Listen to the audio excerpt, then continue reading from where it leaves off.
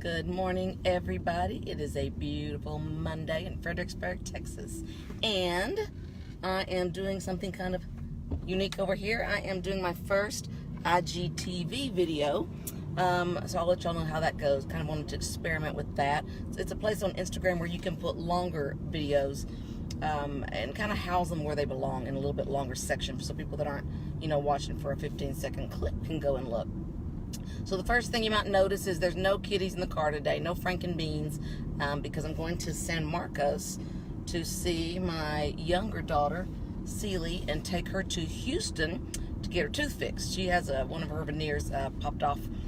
So she drove herself down the other day, and now I'm going to get her to take her all the way to Houston. So for those of you who don't live in Texas, it's kind of comical because Houston is 4 hours from Fredericksburg, and we're going to do this in a day.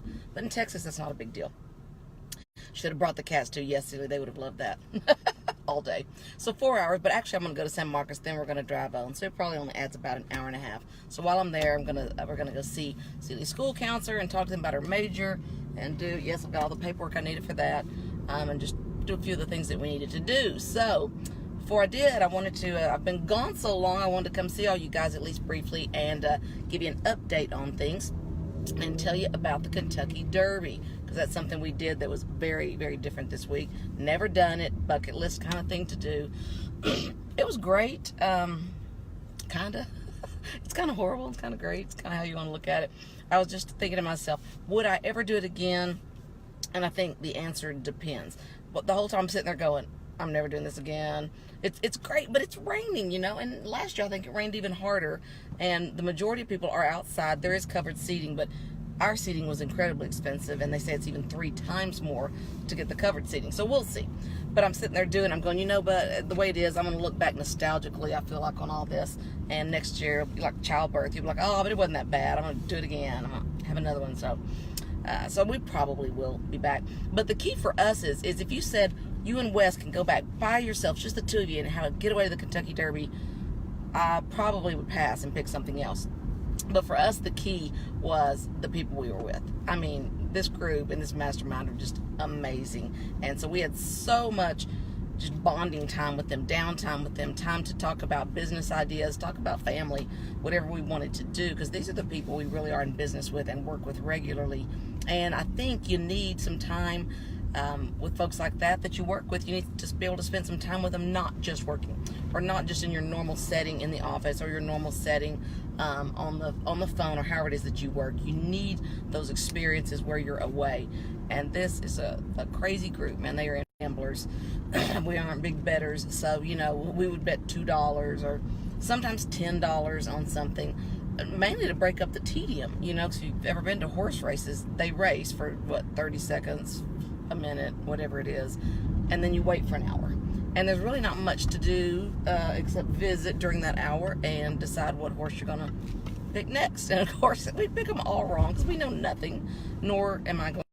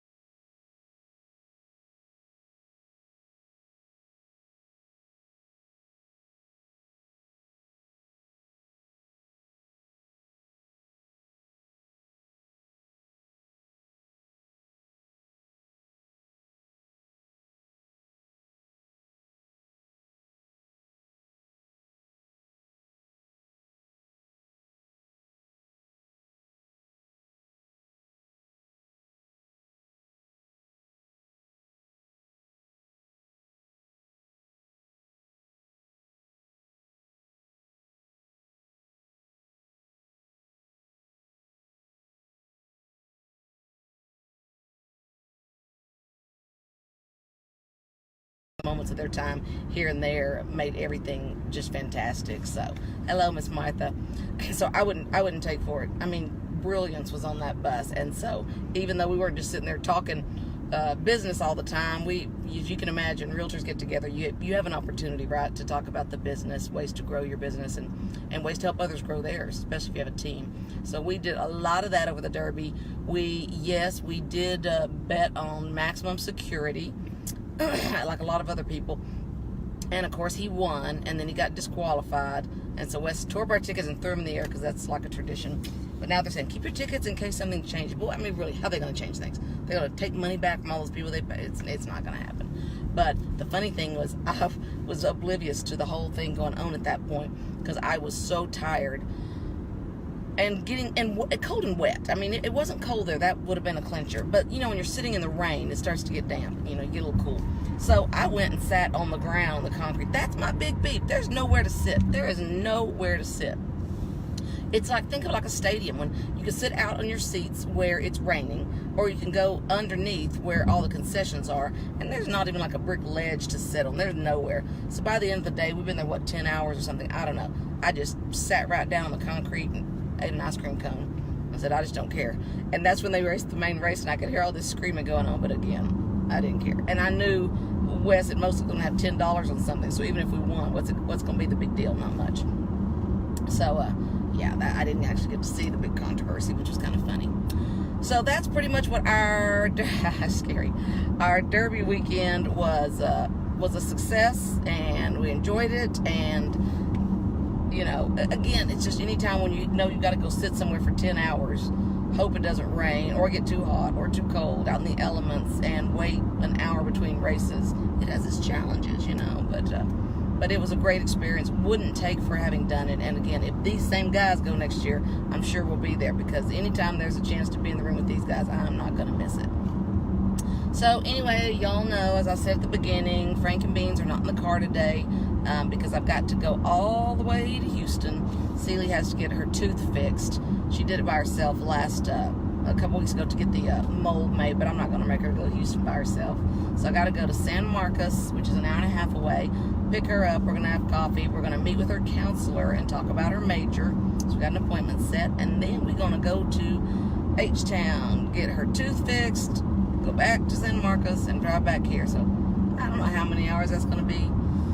I don't know that I want to think about it. 11 hours of driving plus the time. So I don't know. I'm guessing I won't be home at 10 o'clock tonight. But I'll report back and let y'all know how it went. It's going to be crazy. So please describe your type personality. My type personality? Like on a disc profile? I don't know what that would be. I'm like on disc. If you've ever taken the disc test, you can go to Tony Robbins. They've got a free disc profile, which is fun for everybody to do. And anyone we hire joins our team as an agent any other way.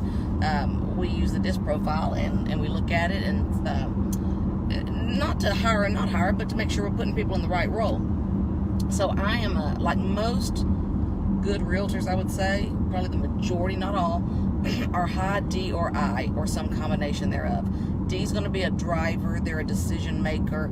I is an expressive, chatty. I'm high I, with D being behind it. And D is typically where an I like me goes, they call it under pressure. So you are the outgoing, talkative, because you need to be, you know, person that's kind of part of your job. But then when there's a pressure situation, you go into driver mode. And going into driver mode usually means you take charge and you make the decisions. The other two personality types are S and C, thus D-I-S-C. S is stable and steady, stays the course, nurturing. We have very few people on our team or in our world, I feel like, that are S's. But the funny thing is, the studies show that 42% of people are S's. So they say if you have a client you never met before, if you're doing an open house, anything in your world, be aware that you're probably, the odds say you're dealing with an S, who's not going to be loud and crazy. So to be in rapport with them, you know, you got to back it down a little, tone it. So lots of S's out there. And then C, cautious, controlled. I think of C, I always call C spreadsheet guy. And this is the person you need, who everything they do is, they say if somebody writes an email, you can tell if they are a D, I, S, or C. They say if they're a D, they're likely to use bullet points, very few words, get to the point.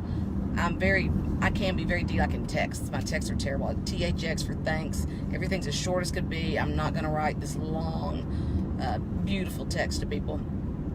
Now an I is going to, and I do a lot of this in my posts, lots of emojis, lengthy text, lots to say. That's going to be an I.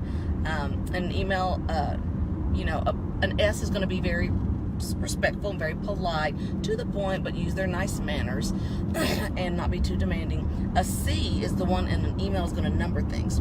So if you come up with someone and they want to say, well, there are 3 things I want to accomplish today. Number 1, and they go through this and they're numbering a lot, then that's their inner C coming out. And they are spreadsheet guy. They are very cautious and controlled. Would love to know what you guys are.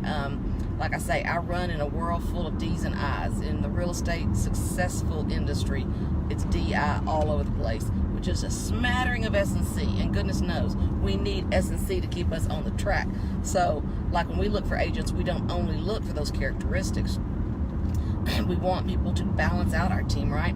And matter of fact, D can be a real problem on a team, because a D driver typically doesn't want to work with you and alongside you. They want to be you. And that's not a wrong thing or a bad thing, but that's their goal.